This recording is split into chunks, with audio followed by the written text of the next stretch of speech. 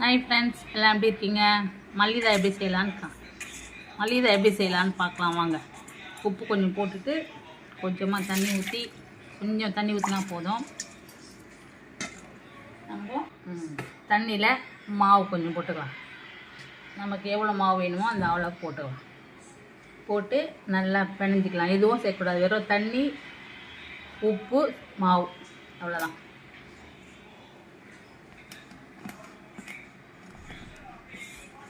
இப்படி பிணைஞ்சிக்கணும் நல்லா. இவ்வளோ மாவு இருந்தால் போதும். ஒரு 3-4 பேர் நல்லா தாராளமாக சாப்பிட்லாம். மல்லிதா கோதுமை மாவில் மல்லிதா எப்படி செய்யறதுன்னு உங்களுக்கு சொல்கிறேன். நீங்கள் செஞ்சு பாருங்கள், வீட்டில் செஞ்சு சாப்பிடுங்க. இது ரொம்ப ஈஸியாக இருக்கும். உடனே செஞ்சு நம்ம சாப்பிட்லாம். எல்லாம் மாவு பிணைஞ்சி வச்சு ஃப்ரெண்ட்ஸ் பாருங்கள். இந்த அளவுக்கு மாவு நம்ம பிணைஞ்சி வச்சுக்கணும். இவ்வளோ மாவு இருந்தால் போதும்.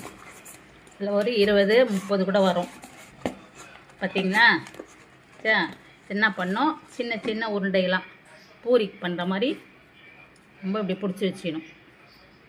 இங்கே பாருங்கள், இப்படி பிடிச்சி வச்சுக்கணும். பிடிச்சி வச்சா இதோ இந்த மாதிரி பிடிச்சிட்டு இப்போ என்ன பண்ண, நம்ம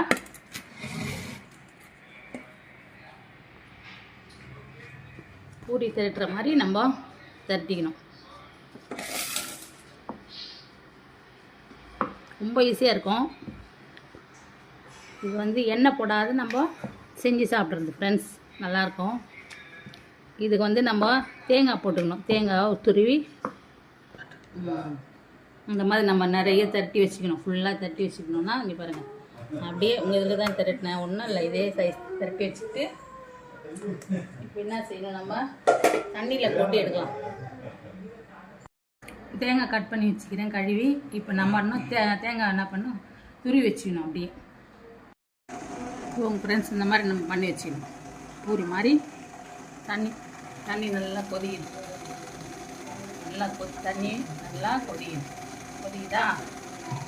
கொதிச்ச பிறகு ஒன்று ஒன்றா போடணும்.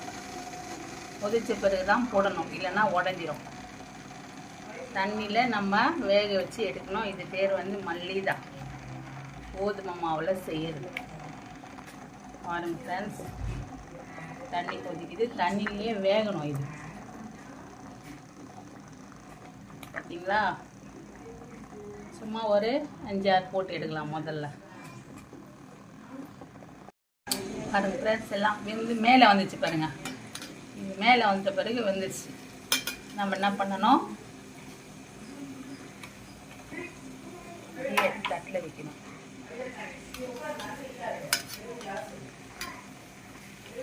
உடையாம நம்ம எடுத்துக்கணும்.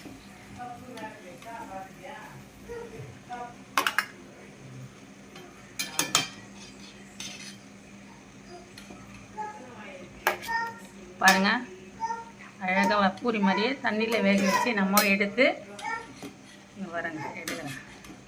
கொஞ்சம் நம்ம பார்த்து தான் எடுக்கணும், எல்லாம் உடஞ்சிரும். பார்த்தீங்களா ஃப்ரெண்ட்ஸ், அழகாக வந்துச்சு பாருங்க. இதில் நம்ம என்ன செய்யணும்,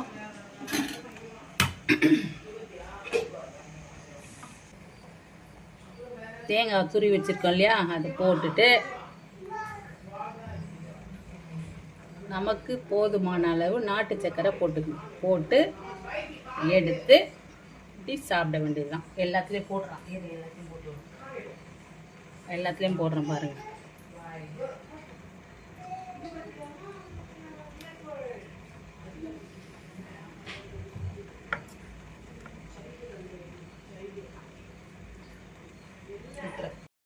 மல்லிதா ரெடி ஆயிடுச்சு ஃப்ரெண்ட்ஸ்.